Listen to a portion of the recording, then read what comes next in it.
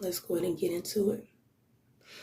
It is extremely disheartening, sad, unfortunate to see plenty of people gathering and traveling to events, family members' houses, just to celebrate a massacre, a genocide of tribes, Native Indians, and just to gather amongst family, friends, co-workers, and participate in this jacked up holiday, remembering what happened to those families. Sitting around a table with your own family and praying over food, blessing food in an idol's name because you feel an idol gave you a day such as this to be thankful for because you're with your loved ones and their loved ones are in the ground.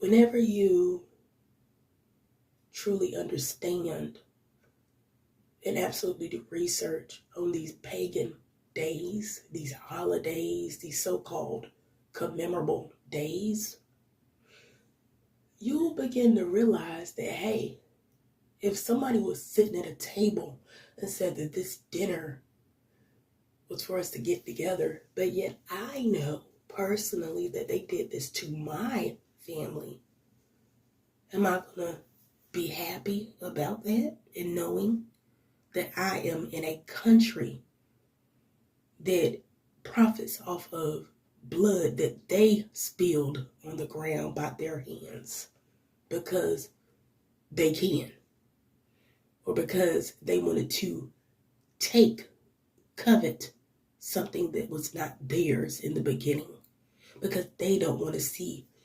another nation rise above them. That macaroni and cheese, that turkey, that mashed potato, anything that's on that daggone plate that you're walking around consuming and drinking your beverage with, that can wait. It can wait for another day. So many people's argument is that this is the day that all the family has gotten off and we can be together. That's a stupid response. Okay? Especially when your response is tied to you sitting down and participating in all type of paganism events. That's a dumb response. Now, you can take off any day. There's a such thing called PTO.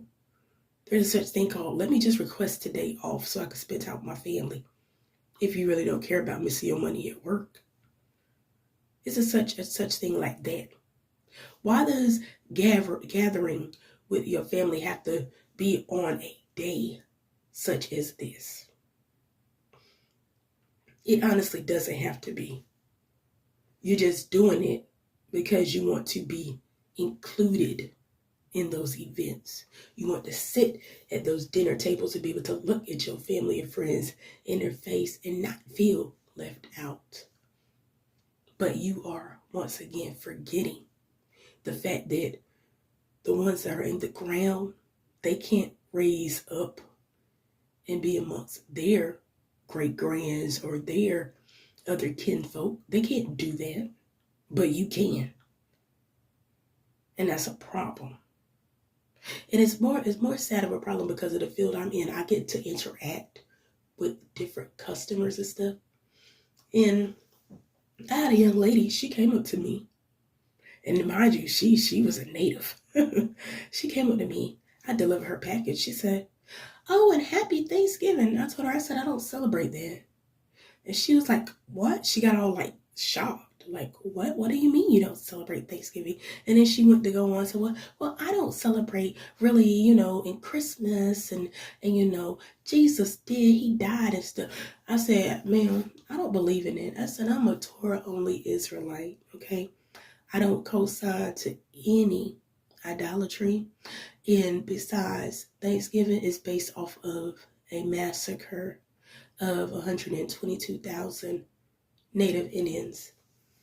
So you do what you will, of course, but I don't participate. You have a good day. She made it upon her business to come up out of her house now. Follow me all the way back to the van, talking to me. But how do you not believe in the Christ? I believe in the Trinity. I said, ma'am, there's no such thing as the Trinity.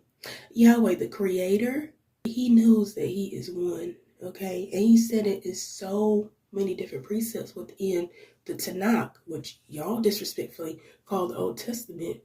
He said inside the Tanakh. And after He said and did everything that He had to do with Israel to get them on the right foot, He sealed the book. So how is it that a Gentile can now come along and unlock the seals to the book that the Creator closed? And she was just like, well, this is just news to me. I said, I understand it's news to you, but how about this? How about you go look at Isaiah chapter 43, verse 11. Go look at that. She said, Isaiah 43, 11. I said, yes, ma'am. Okay. Now, back to this Christmas thing that you want to follow me out and talk to me about.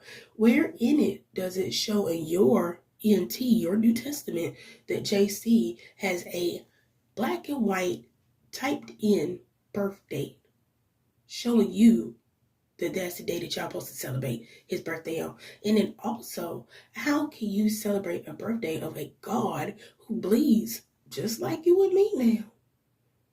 And he couldn't even save himself. And she was like, well, do you believe he got crucified? I said, I believe he got killed. Absolutely.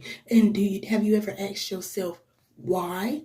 Why did he get killed? She's like, well, he was out here doing work for God. I said, no, ma'am, he was a false prophet. Okay, he was a false prophet. If you go home and read Deuteronomy, ma'am, you'll see that if any soothsayer, any witch, any false prophet comes to you and they give a word saying it is from the Creator and it does not come to pass, then that means that one shall be stoned and put to death. The whole camp hands should be on him.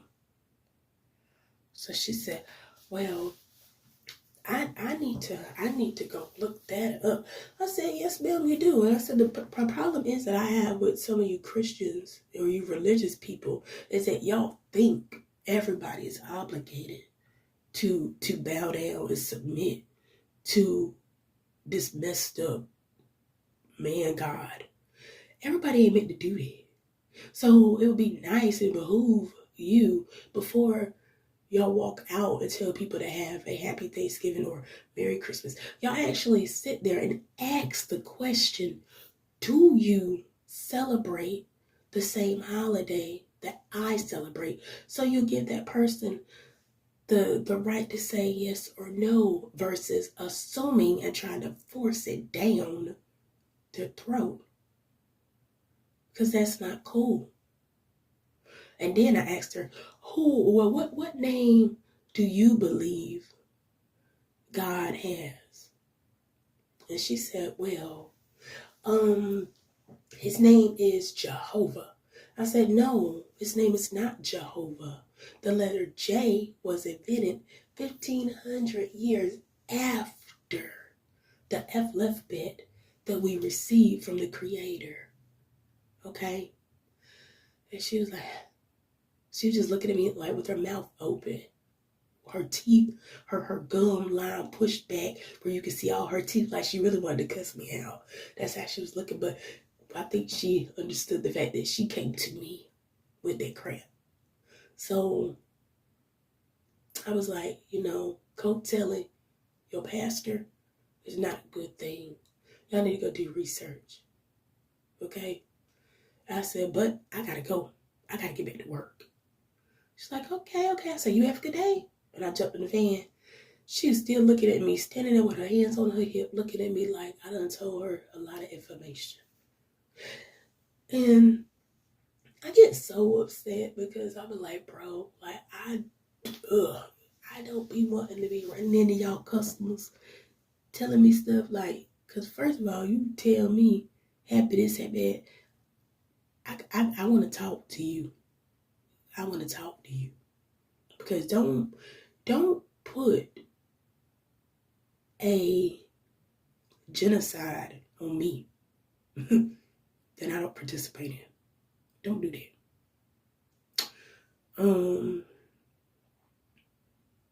Secondly, it's just weird. Like, how can y'all sit there, like, really sit there? And I felt so bad for the lady, because I'm like, I see your nationality. Your nationality, you didn't even know that this happened to your own people. You didn't know that. So the same indoctrination they do it to my people, they did to your people too. And this woman looked like she was every bit about 60-something years old. So for all these many years, she's been brainwashed. Her mind's been brainwashed to feed and to take on all this European colonization's crap. But yet they call this place the United States of America. Is it united because they forcefully took people's lives, Israelites, sojourners who actually probably at that time did know about Yod-A-Y-A. You know, they took their territories, took their homes, took it in blood just to build this place we're currently in. And then they confuse you, the same people whose backs they build this whole territory off of. They confuse you and tell you that, hey, Christopher Columbus discovered America. Christopher Columbus ain't discovered nothing. The place was already there. Our lands were already there. What he did was he used a knife. I'm going to tell you exactly what he did. Okay? He got off the boat. He rode his horse with all his other little colonizer friends. They rode their horse over there to, what was that, Wampanoag, the tribes. They saw them. They spoke with them about showing them how to grow this, that, and the third, how to sustain this and things like that. So Christopher was like, well, since they know all this stuff, and if we leave, they might be better off and grow bigger than us, what we're trying to do. So let's go in and make some type of deal with them and see if they agree to it. And if they don't, we're going to infect them with all these type of diseases. Okay? And then we're going to slaughter them. So Christopher went back over there and started talking to them. And of course, they did not agree. So what did him and his little colonizer buddies do? They picked up their swords. They walked up to every single native, took their sword and sliced their heads off. Took their swords and sliced off their hands. They bundled them up with chains, dragged them around by their horses till all their flesh came off of their bones. They even set little trees and little bushes and little pieces of paper on fire. And they burnt their skins. They burnt their hair. They poked out their eyes. They did all that to the natives. All that. They definitely enslaved some of them because they needed them to continue to teach them, right? And if they didn't want to teach them, they tortured them. They tortured them, family. Right? They burnt out their homes. They even took their little children, even newborn babies. They broke their neck in front of their own parents. They choked them. They took stuff and rammed it down their mouths to choke these little babies. Kids crying, parents trying to get away, but they couldn't because they had chains on, watching their own child be tortured, probably even raped. They did a lot of things. They drowned them in close by rivers, right in front of their faces. They did all that, right? And you tell me, after all that's done, Christopher Columbus, all the other Europeans, they had a meal. They ain't cooked the meal. They made the native Indians cook the meal. And they sat down right around the table. And they gave thanks to their God. To their God, okay? In JC name, he gave us this land. He allowed us to conquer this tribe so that we can take them back and build the United States of America off of their blood by the doing of our hands. And we're going to put this in our little book of laws, man-made, that this is a forever holiday for everybody to worship, everybody to participate in the killing of all of these men, women, and children. Okay? That's what they did. So while you're sitting at that table, biting into that turkey, eating the rice, carving off that very filthy ham, remember, the same carving that you put in that ham through is the same carving they did to your ancestors. The same carving they did to the tribe, the Wampanoag tribe. The same carving they did to those people's spirit.